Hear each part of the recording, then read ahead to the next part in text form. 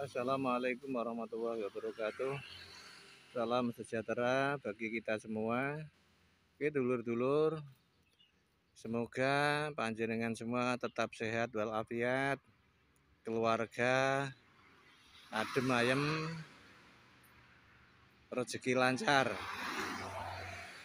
Kali ini kami berada di Jalan Pantura, Jalan Pati Juwana, tepatnya di ujung selatan Desa Growong, yaitu sebuah tempat yang disebut Segelap. Tempat ini nampak sebagaimana gambar di depan ini, bangunan kecil, cungkup kecil, adalah makamnya Dewi Pujiwati atau Dewi Pujiwat, putrinya Simbah Sunan Ngerang. Dewi Pujiwati atau Pujiwat itu adiknya Dewi Roroyono, yang ceritanya dulu itu Dewi Pujiwat dilamar oleh Raden Ronggojoyo. Dewi Pujiwat mau menerima lamaran Raden Ronggojoyo dengan syarat Raden Ronggojoyo harus bisa membawa gapura Majapahit. Lah, karena Raden Ronggojoyo sangat mencintai Dewi Pujiwat, akhirnya permintaan Dewi Pujiwat itu disanggupi oleh Raden Ronggojoyo.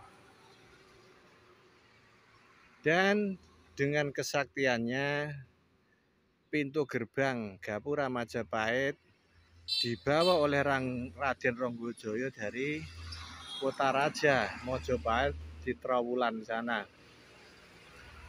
Namun akhir cerita, gapura Majapahit itu ternyata sudah dibawa duluan oleh Kebu Anabrang.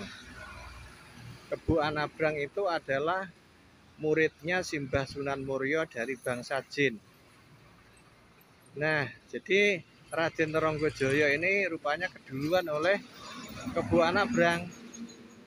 Nah, Kebu Anabrang yang lebih dulu membawa gapura Majapahit dari Trowulan itu dikejar oleh Raden Ronggojoyo dan akhirnya terkejar sampai ke daerah yang sekarang disebut Rondole, Desa Muktiharjo.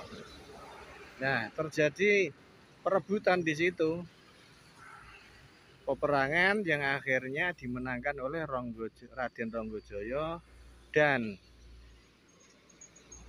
Kebu Anabrang, bangsa Jin, muridnya Simbah Sunan Muria itu akhirnya kalah dan meninggal di tempat itu. Meninggalnya itu matane mendulu, ilate melet, sehingga tempat itu disebut Rendule. Nah gitu. Nah, setelah Kebu Anabrang meninggal di Rendule itu, tapi gapura pintu gerbang Majapahit tidak bisa dibawa oleh Raden Ronggojoyo dari situ. Nah gitu. Entah kenapa, yang jelas pintu gerbang gapura Majapahit itu sampai sekarang masih di Rondole situ. Nah, Raden Ronggojoyo hanya membawa pasaknya, palang pintunya, dibawa dipersembahkan ke Dewi Pujiwat di Kasunanan Ngerang. Namun akhirnya Dewi Pujiwat menolak karena yang diinginkan, yang dikehendaki itu adalah pintu gerbangnya, bukan pasaknya, palang pintunya begitu. Nah, akhirnya karena Dewi Pujiwat menolak, saking jengkele Raden Ronggojoyo, pasak pintu itu dilemparkan dan mengenai kepala Dewi Pujiwat. yang akhirnya Dewi Pujiwat meninggal. Nah, meninggalnya itu konon katanya di tempat ini disebut Segelap, lalu dimakamkan di sini ini. Nah, ini adalah jalan Pantura Pati Juwana. Tepatnya itu di depan situ ada pom bensin. Oke. Jadi ini adalah makamnya Dewi Pujiwat. Nah, kita lihat ke dalam ya. Nah, itu. Ya itu dalamnya. Karena ini dikunci tidak bisa masuk ini. Ini dikunci tidak bisa masuk ya. Kunci. Itu dalamnya seperti itu.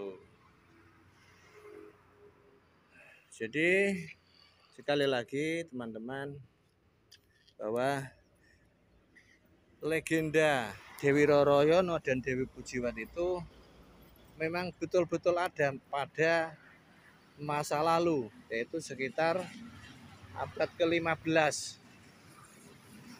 Karena Kanjeng Sunan Ngerang itu diperkirakan ya sejaman dengan eranya Wali Songo, seperti Simbah Sunan Kalijogo, Simbah Kudus dan yang lainnya begitu.